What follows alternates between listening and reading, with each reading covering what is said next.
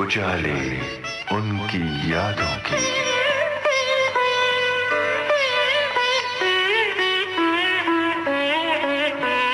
उजाले उनकी यादों की।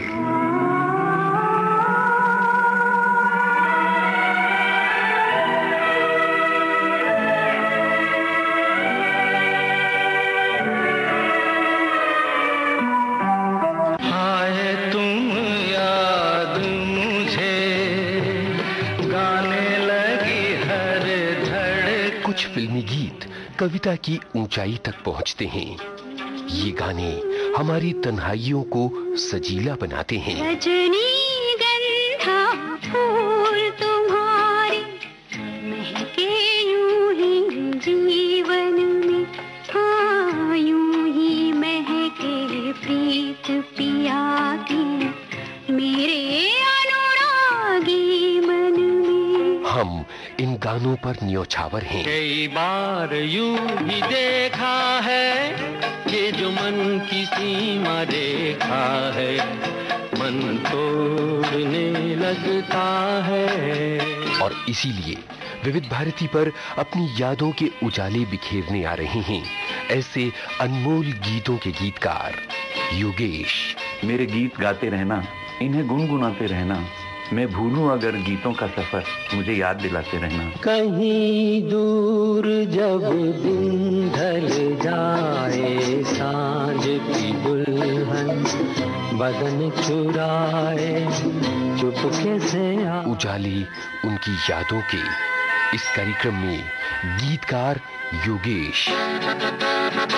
गुजर जाए दिन दिन दिन के हर पल गिन गिन गिन, किसी की है यादों में, किसी की है बातों में, किसी से मुलाकातों में, कि ये सिलसिले जब से चले ख्वाब मेरे हो गए रंगीन।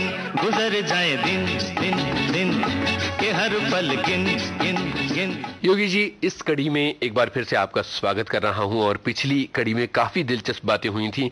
अब आगे बढ़ते हैं। तुम जो आओ तो प्यार आ जाए, जिंदगी में बाहर आ जाए।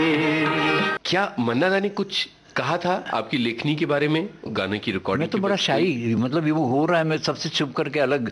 मुझे बाद में लास्ट तक फोटो के लिए चिल्लाते थे आर्टिस्ट, कहाँ खड़े हुए, इधर आओ भाई इधर आओ।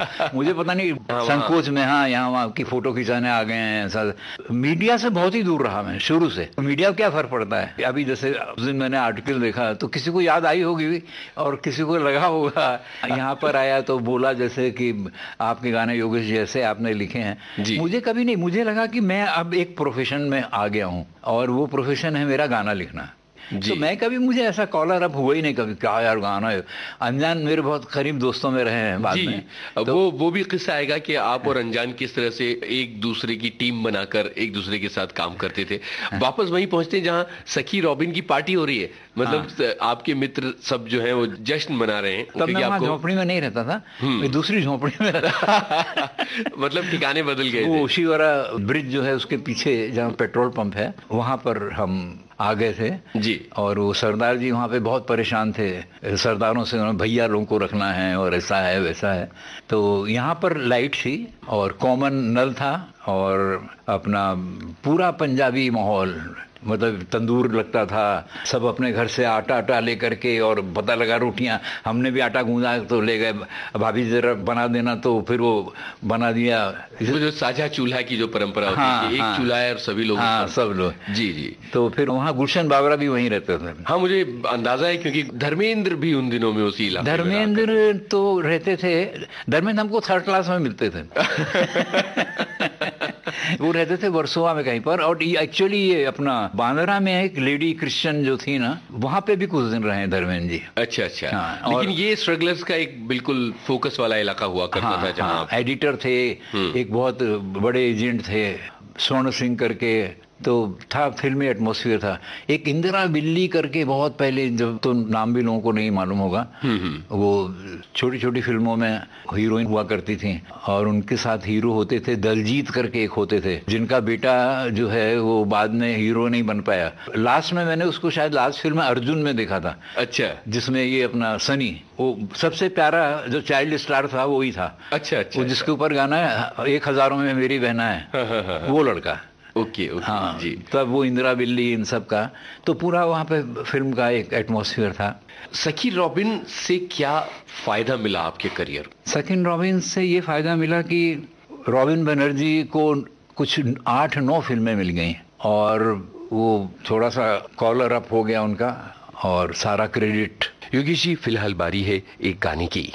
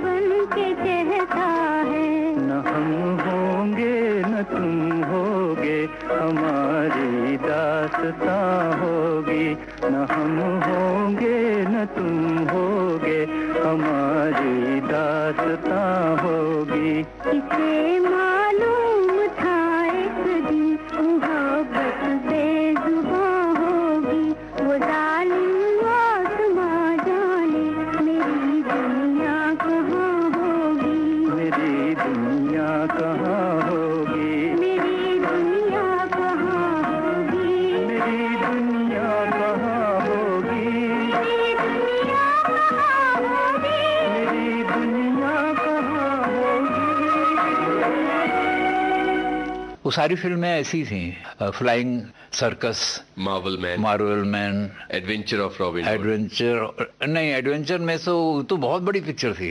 अच्छा, वो तो जीएस कोहली वाली है। उसमें नहीं चाहिए, बिल्कुल उसमें रॉबिन बनर्जी ने रॉकेट टार्जन जी जी बिल्कुल। तो ये जो फिल्में मिल रही थी, वो दौर खत्म हो गया था जबकि स्त्री के कपड़े ले आओ और किराना ले आओ वाला। हमने एक बार उनको बोल दिया था रॉबिन जी को, क्या हो गया कि हमारी एक सीटिंग चल रही थी, मैं जब मनोज कुमार लेखराज भाकरी जी के भांजे थे शायद, उनके पैरों पे ऐसे कारपेट होता था उनके ऑफिस में और कुर्सियां होती थी, तो लेखराज जी एक कुर्सी पे बैठे हैं, कुलदीप उनके दोस्त से कुलदीप जी, दोनों ऐसे वहां बैठे, फेमस प्रोड्यूसर, और उनके बगल में ये माला सिन्हा जी बैठी, और उसके बगल में कैफी आजमी साहब, और उसके बगल में गुलाम मोहम्मद, और उसके बगल में रॉबिन बनर्जी, और फिर मैं पूरा स्पेक्ट्रम में इतने दिग्गज लोग बैठे हैं और फिर सबसे जूनियर लोग, और उसमें मनोज कुमार जो हैं वो लेखराज जी के पैर के पास ही वो बैठे हुए हैं। तो रॉबिन बनर्जी ने मुझसे बोला, योगेश जरा एक गिलास पानी ले यार बाहर से। पहली बार मैंने बोला कि यार ये तो कुछ एटिकेट नहीं है। बिल्कुल बिल्कुल, ये तो जुल्म है। तो हम सीधे निकले और अपने घर चले आए। तो एक दिन गया, 2 दिन गया, चौथे दिन रॉबिन जी आए, तू कहाँ चला गया? मैंने बोला मैं पानी पिलाता हूँ क्या? मैं आपकी रिस्पेक्ट करता हूँ, आप जहाँ जाते हैं चलिए ठीक है, हमेशा मैं साथ में रहता हूँ आपके रॉबिन जी। वो ठीक है कि भाई कभी कुछ हुआ एज ए फ्रेंड, मगर अब इतने लोग बैठे हुए हैं उसमें आप अगर मुझे बोलेंगे कि पानी आप मैं पिलाऊँ आपको, मैं वो काम मैं नहीं करूँगा। नहीं सॉरी, ऐसा हो गया, वैसा हो गया, ये हो गया।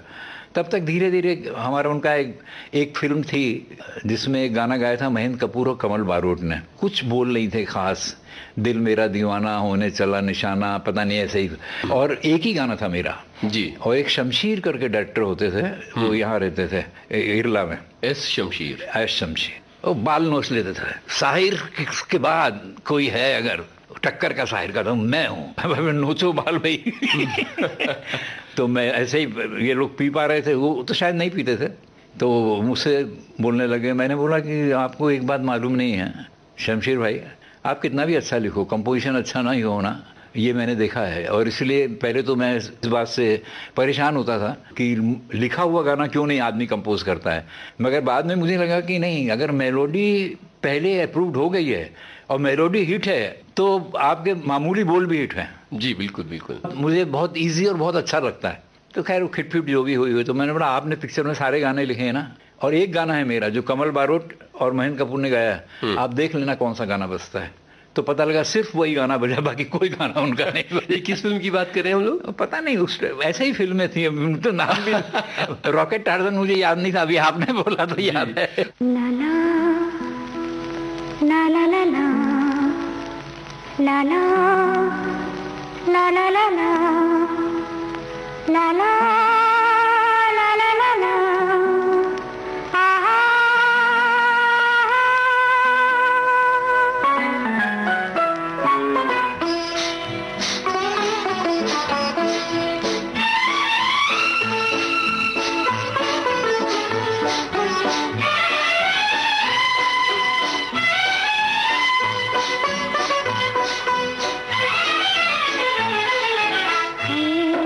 तुमको मना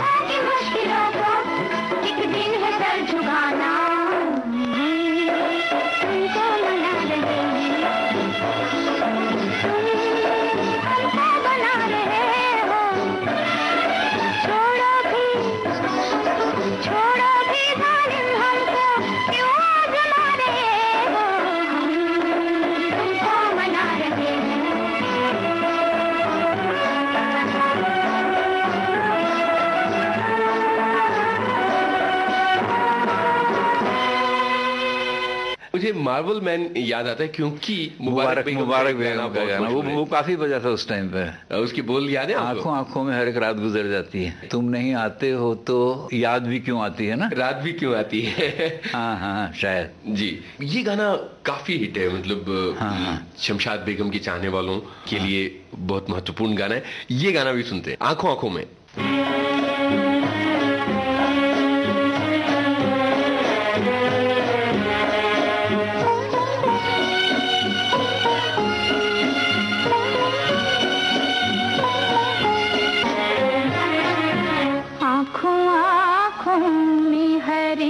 रात गुजर जाती है, आँखों आँखों में हर एक रात गुजर जाती है। तुम नहीं आते हो तो याद भी क्यों आती है, आँखों आँखों में हर एक रात गुजर जाती है।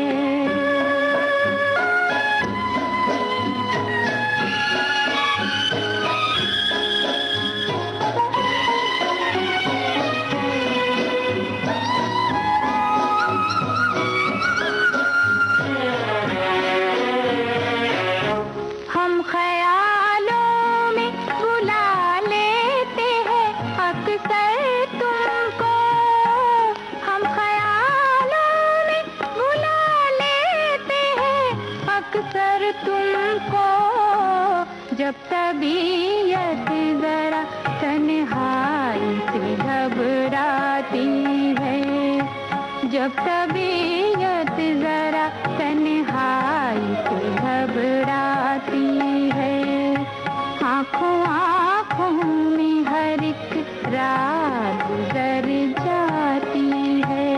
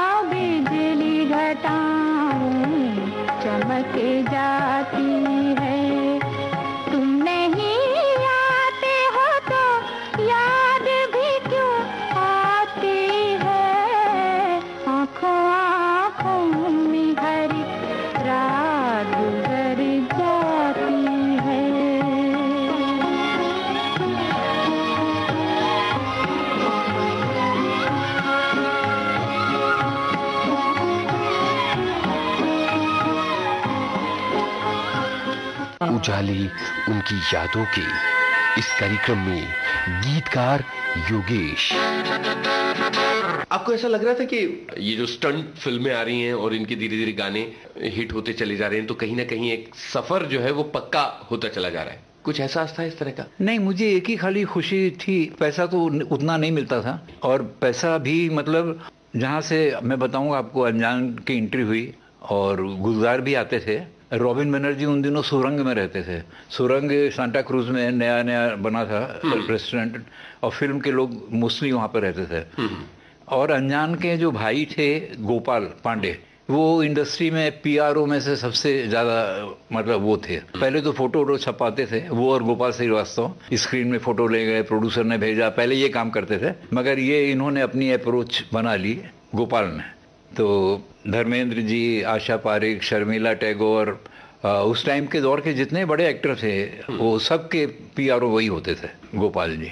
तो उन्होंने रॉबिन जी को बोला कि हमारा भाई गाने लिखता है, और मैं अनजान को देखा करता था अंधेरी स्टेशन पे कभी कभी, और क्योंकि मुझे शुरू में बताया सब किसी ने ये अनजान है, तो अनजान हैं तो होंगे मगर गोदान पिक्चर के गीतकार हैं, और दूसरा रविशंकर जी का म्यूजिक था उसमें। तो ये मुझे बड़ा इम्प्रेस करता था कि मैं मिलूं अनजान जी से, और अनजान सिंपल से थे। योगेश जी, फिलहाल बारी है एक गाने की, हिया जरत रहे दिन रैन। हिया जरत रहे जी।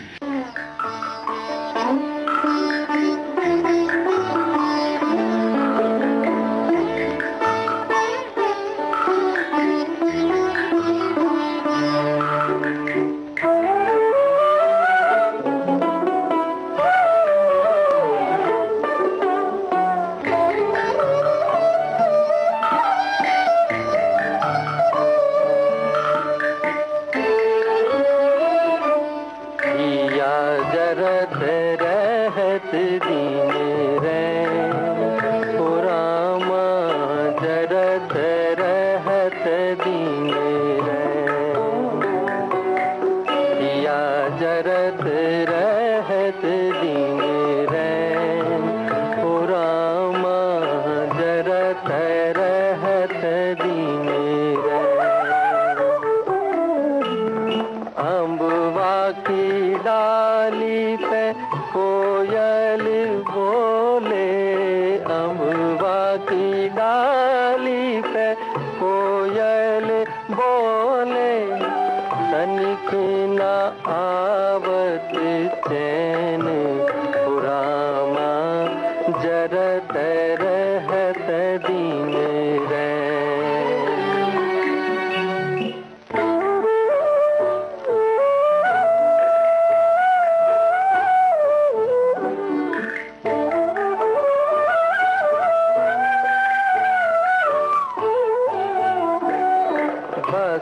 बसवारी में मधुर सुर बाजे बसवारी में मधुर सुर बाजे बिरही पपिहरा बोलन लागे मधुर मधुर मधुबैन ओ रामा जरत रहत दीन रैन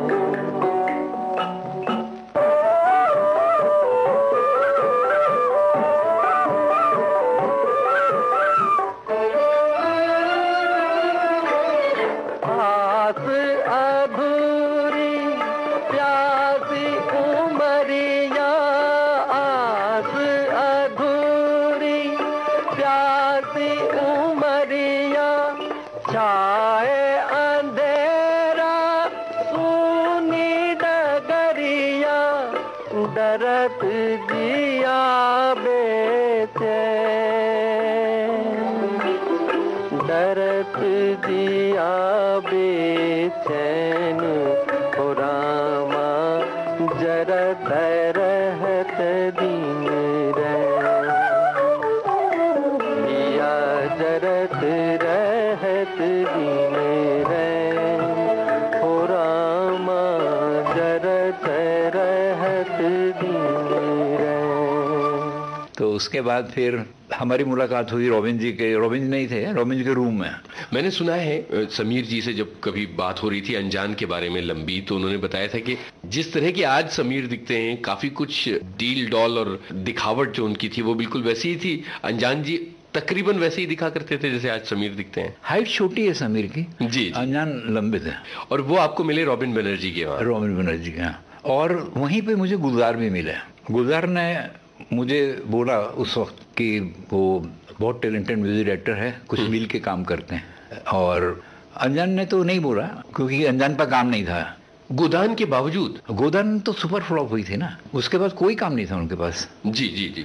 और गुलजार थोड़े से बुद्धिजीवी लगे कि मेरा जैसा कमजोर व्यक्तित्व का आदमी, शर्मीला, डरपोक, जो मन में विचार आया वो आज बोल रहा हूँ, अभी कभी भी बोल सकता था। यही गाना लिखेंगे मैं तो आउट हो जाऊंगा। तो मैंने रॉबिन जी को बोला कि रॉबिन जी ये अनजान और मैं, तो रॉबिन जी ने बहुत डांटा मुझे बोला तुझे 25 रुपए से 100 रुपए मिलता है अभी, तो अभी 6 गाने होते हैं तो 600 रुपए कमाई है तेरी जी, तो 300 क्यों शेयर कर रहा है? जी जी। तो मैंने बोला नहीं, मुझे पता नहीं, अनजान अच्छे लगते हैं और दोस्ती भी हो गई है उनसे, ऐसा है वैसा है। तो फिर हम और अनजान, वो दौर भी फिल्मों का जो था वो ऐसे ही था। वो एक सुरेश कुमार म्यूजिक डायरेक्टर थे, सुरेश तलवार वाले, हाँ फिर अलग हो गए थे।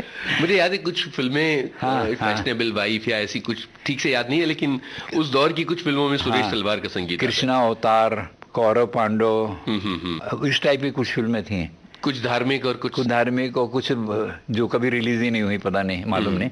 तो आप दोनों इस तरह की फिल्मों के लिए गाने लिख रहे थे? हाँ, कहाँ जाते ना कि अनजान के पास एक जगह थी, वो जीएस कोहली, वो जीएस कोहली को भाई साहब उनके यहाँ जाते रहे हो। तो एक वो जगह थी, और एक मुझे बताया था उन्होंने कि वो 8-10 साल पहले नैयर साहब के यहाँ उनका एक गाना रिकॉर्ड हुआ था जिसमें मधुबाला हीरोइन थी। पिक्चर का नाम पता नहीं क्या था, उस सामने क्या कोतवाली है, ऐसा कुछ पंजाबी स्टाइल का कुछ इस तरह का एक गाना रिकॉर्ड हुआ था। और तभी उनके स्टॉक में एक गाना जमा हो गया था, आपके हसीन रुख पे आज नया नूर है। वो उस जमाने से जमा हुआ, उस जमाने से वो नैयर साहब के पास वो गाना था, वो यूज नहीं हुआ, और नैयर साहब के राइटर भी नहीं थे जी, जो बाद में आया बहारें फिर गिरेंगी में। हाँ। आपके हसीन रुख पे आज नया नूर है, मेरा दिल मचल गया तो मेरा क्या कसूर है। आपके हसीन रुख पे आज नया नूर है, मेरा दिल मचल गया तो मेरा क्या कसूर है। आपकी निगाह ने कहा तो कुछ जरूर है, मेरा दिल मचल गया तो मेरा क्या कसूर है।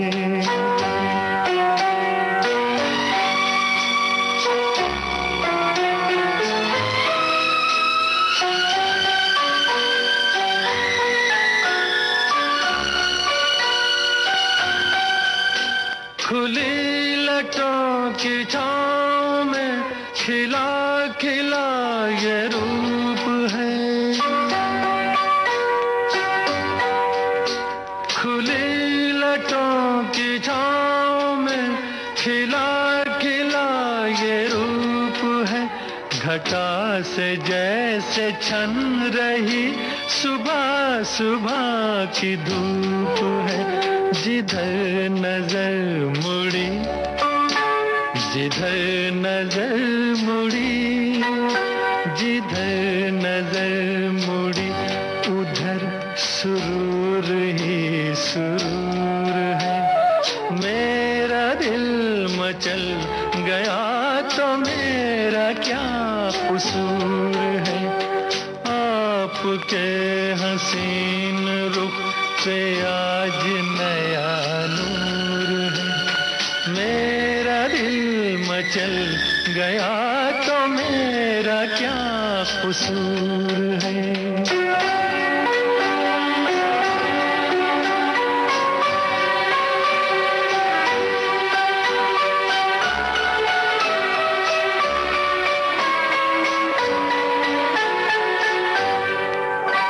झुकी झुकी निगाह में भी है बला की शोखियाँ, झुकी झुकी निगाह में भी है बला की शोखियाँ। दबी दबी हंसी में भी तड़प रही हैं बिजलियाँ। शबाब आपका, शबाब आपका, शबाब आपका नशे में खुद ही चूर चूर है। मेरा दिल मचल गया तो मेरा क्या कसूर है। आपकी निगाह ने कहा तो कुछ जरूर है। मेरा दिल मचल गया तो मेरा क्या कसूर है।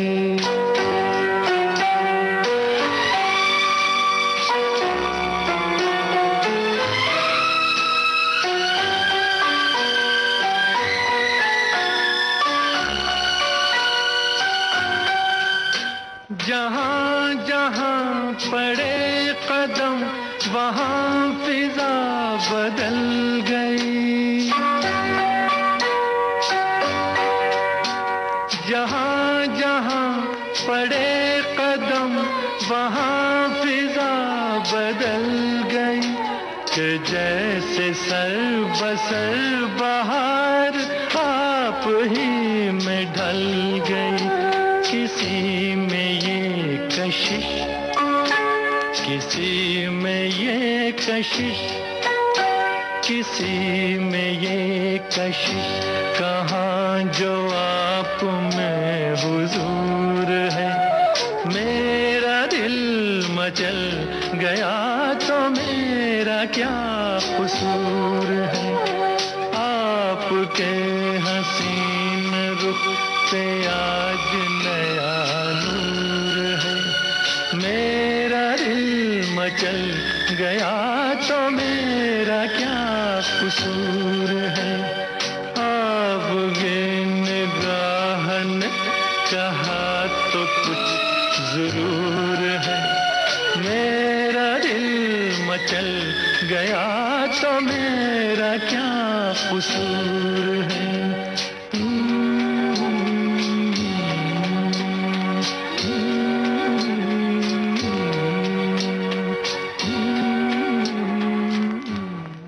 कहीं दूर जब दिन ढल जाए, सांझ की दुल्हन बदन चुराए, चुपके से उजाले उनकी यादों के इस कार्यक्रम में गीतकार योगेश। गुजर जाए दिन दिन दिन के हर पल गिन गिन गिन, गुजर जाए दिन दिन दिन के हर पल गिन गिन।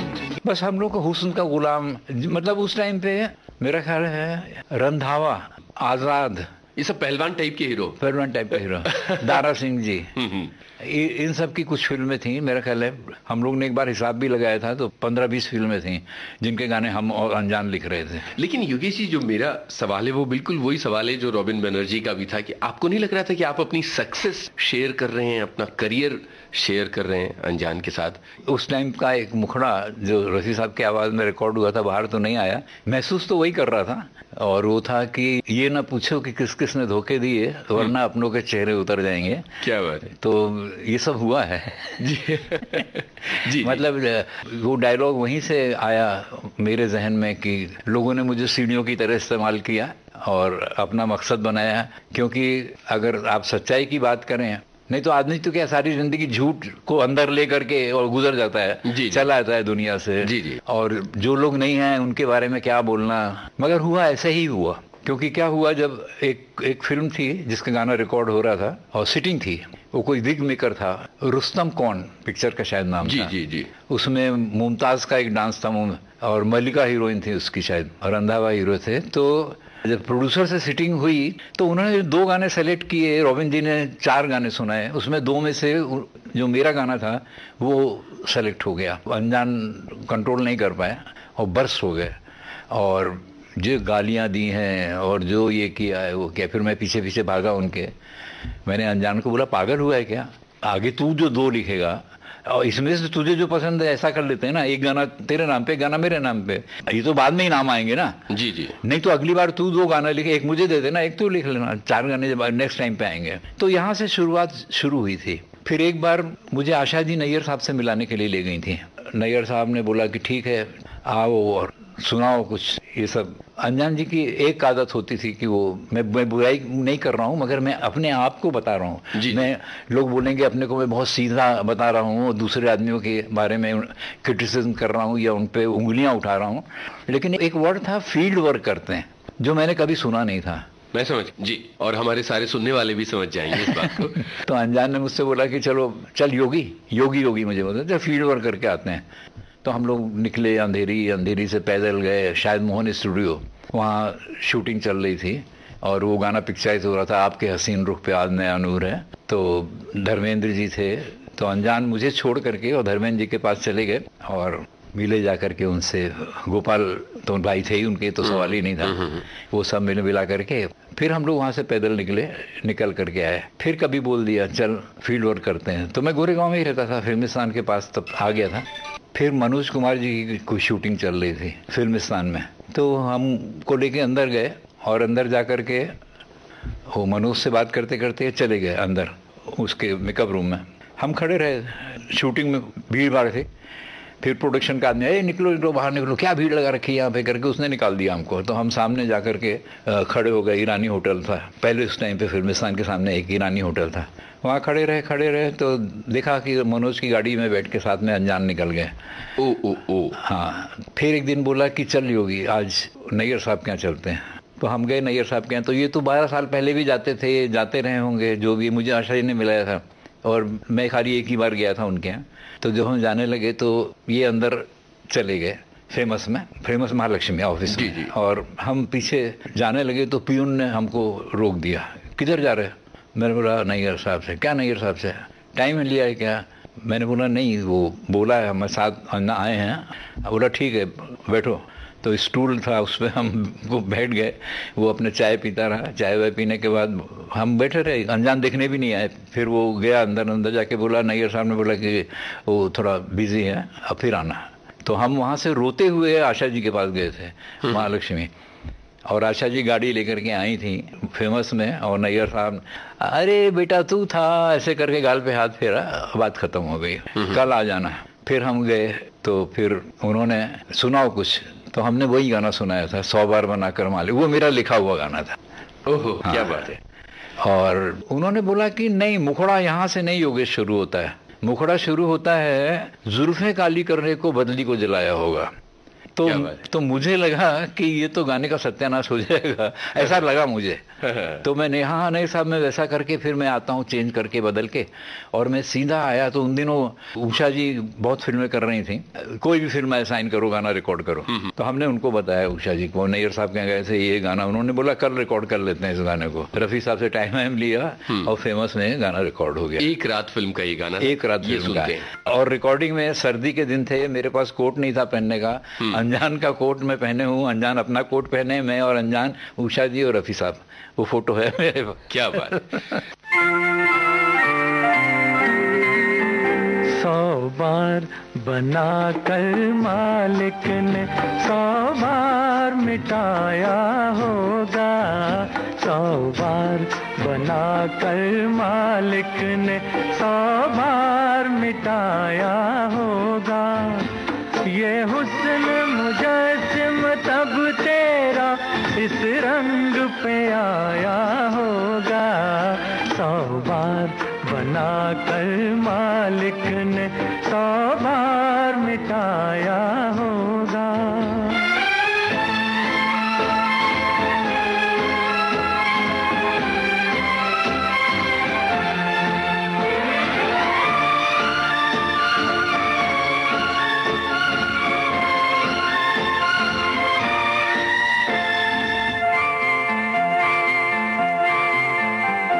कई लाल तराशे होंगे तब होंठ बनाए होंगे, कई लाल तराशे होंगे तब होंठ बनाए होंगे। दांतों की जगह पे मोती चुन चुन के लगाए होंगे, जुल्फें काली करने को बदली को जलाया होगा। ये हुस्न मुजस्सिम तब तेरा इस रंग पे आया होगा, 100 बार बना कर मालिक ने 100 बार मिटाया होगा।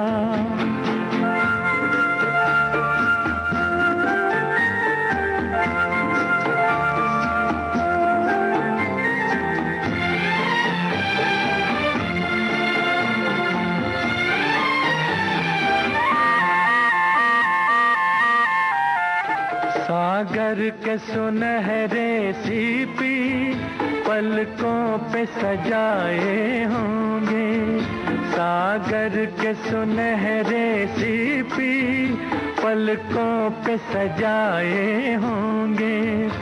दो नील कमल नीलम सी आंखों में खिलाए होंगे, अंगों में चमक देने को चंदा को गलाया होगा।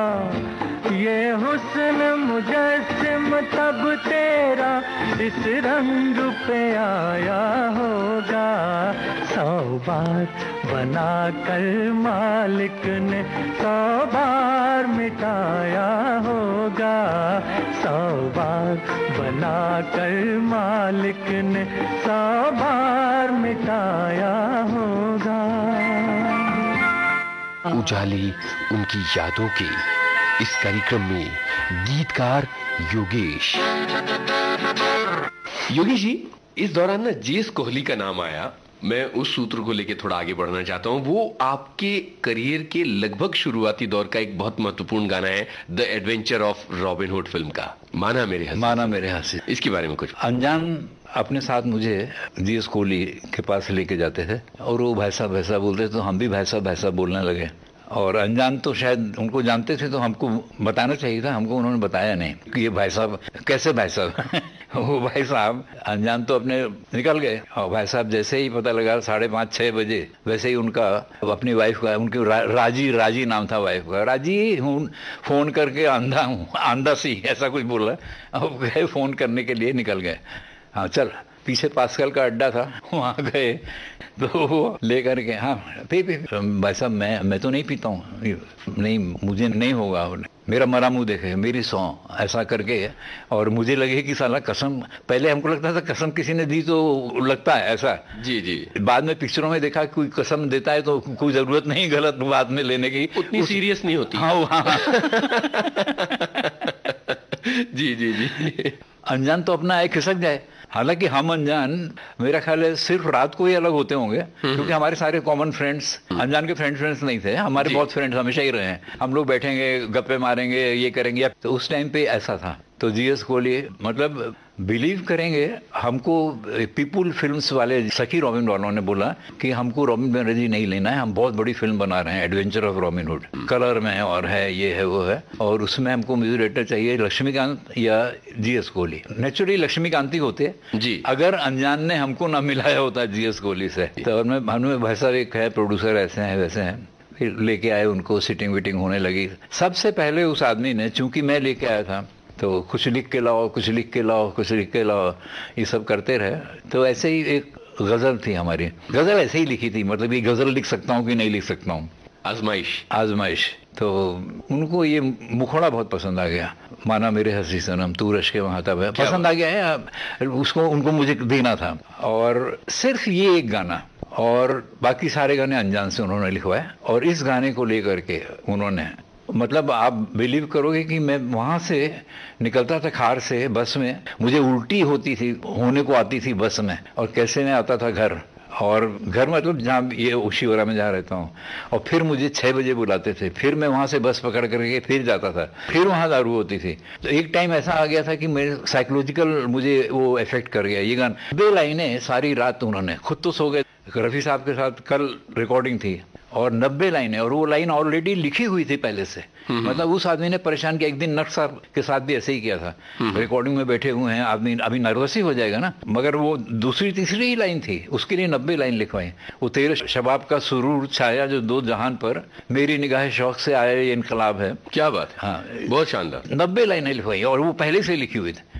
बस उस दिन तो मैंने बोला, भाई साहब ये आपकी सीढ़ी भगवान करेगा नहीं भगवान, ये कभी शंकर जयकिशन का सीढ़ी नहीं बनेगी, और मैं कभी सीढ़ी पे चढ़ूंगा नहीं, भीख मांग रहा हूँ ना तो भी सीढ़ी पे नहीं चढ़ूंगा।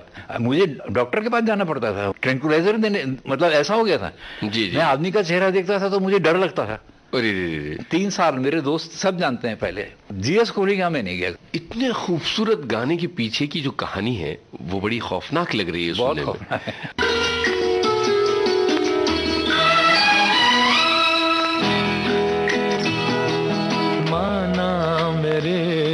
हसी सनम तू रश्क महताब है, पर तू है लाजवाब, तो मेरा कहाँ जवाब है। माना मेरे हसी सनम तू रश्क महताब है, पर तू है लाजवाब, तो मेरा कहाँ जवाब है, माना मेरे हंसी सनम।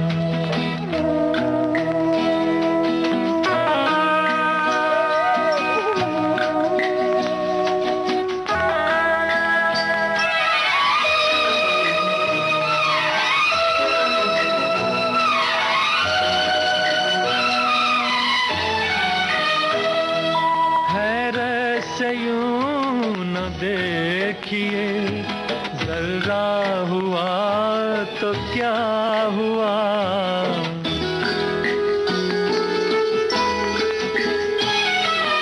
हैरत से यूं न देखिए जरा हुआ तो क्या हुआ, जरा हुआ तो क्या हुआ, अपनी जगह पे जाने मन जरा भी आफताब है, पर तू है लाजवाब तो मेरा कहाँ जवाब है, माना मेरे हंसी सनम।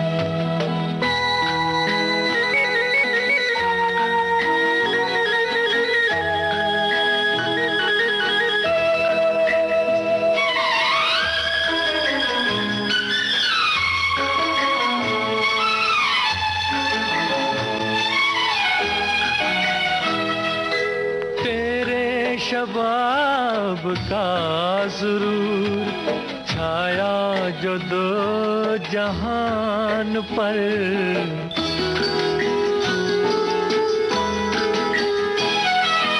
तेरे शबाब का सुरूर छाया जो दो जहान पर, छाया जो दो जहान पर, मेरी निगाह शौक से आया ये इनकलाब है।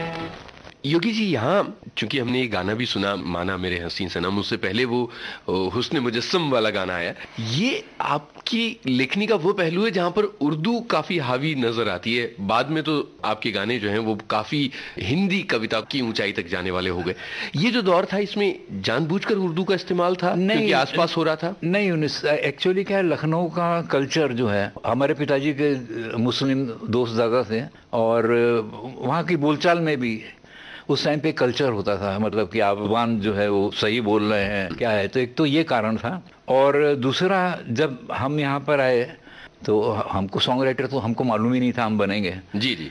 और जब आए और पता लगा कि हम बन गए, तब हम सब गालिब साहब को हिंदी में, उर्दू हम नहीं पढ़ सकते थे उतना, गालिब साहब को, ज़ौक़ को, अपना मीर तकी मीर साहब, और हिंदी में बच्चन जी, नीरज, महादेवी वर्मा जी, इन सबको हमने पढ़ करके, क्योंकि गहराई हमारे गानों में कहीं आ जाती थी। जैसे वो गालिब साहब का वो शेर था अपना कहीं पे कि क्या वो अब कहाँ वो था, ताकि निसियां हो गई, तो मिली के उस गाने में वो थॉट आया है, कभी मैं न सोया कहीं मुझसे खोया, क्या बात, मेरा पता नाम लिख कर कहीं यूं ही रख कर भूले कोई जैसे। तो इस तरह वो उनको पढ़ करके, और मुझे कभी लगा नहीं इतनी गहराई गीत लिखना अलग बात है। कभी एक पल भी कहीं ये उदासी दिल मेरा भूले, तभी मुस्कुरा कर दबे पाओ आकर, दुख मुझे छू ले, न कर मुझसे गम मेरे, दिल लगी ये दिल लगी बड़ी सूनी सूनी है, जिंदगी ये जिंदगी बड़ी सूनी सूनी है।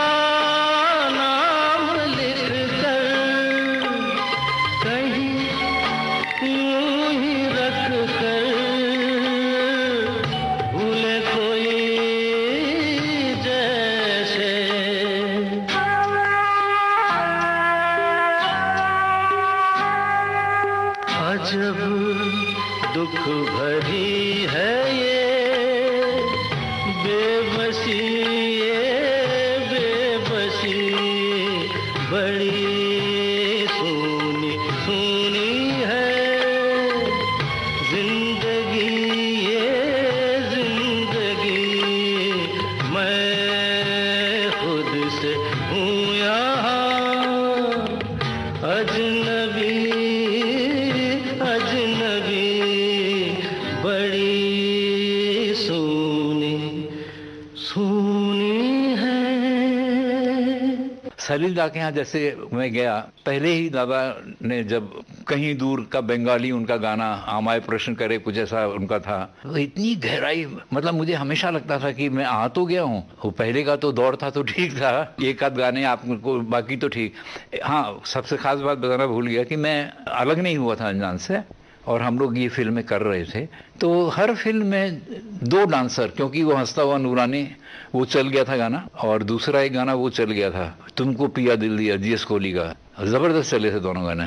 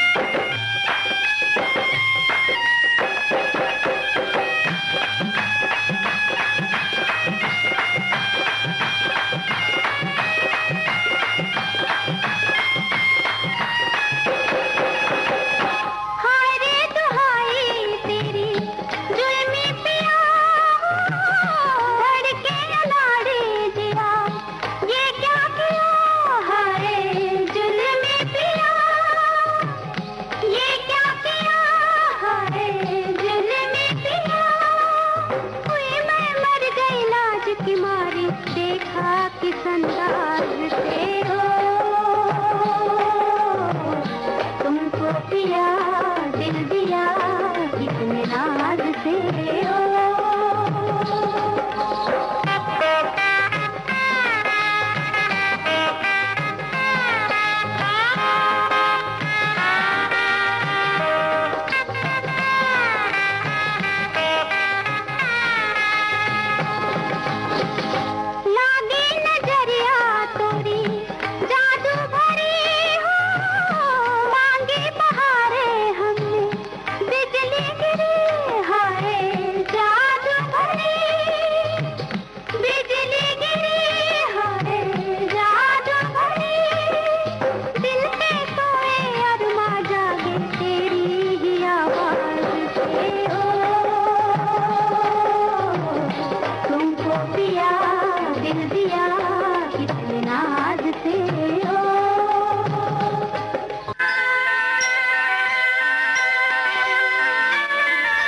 उजाले उनकी यादों के इस कार्यक्रम में जाने माने गीतकार योगेश से अपने इस दोस्त यूनुस खान की बातचीत आपको सुनवाई जा रही है। न बोले तुम न मैंने कुछ कहा मगर न जाने ऐसा क्यों लगा रिकॉर्डिंग इंजीनियर गणेश शिंदे। चलो हसीन गीत एक बनाए, वो गीत फिर बना के गुनगुनाए। विविध भारती की ओर से उजाले उनकी यादों के कार्यक्रम को प्रस्तुत कर रही हैं कल्पना शेट्टी। जाने क्यों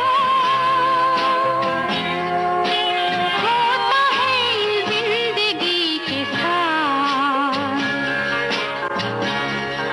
अचानक ये मन किसी के जाने के बाद करे फिर उसकी याद छोटी छोटी सी बात न जाने क्यों। उजाले उनकी यादों के।